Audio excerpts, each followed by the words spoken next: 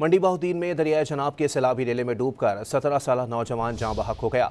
एक हफ्ते के दौरान जाँ बहक अफराद की तादाद 3 हो गई।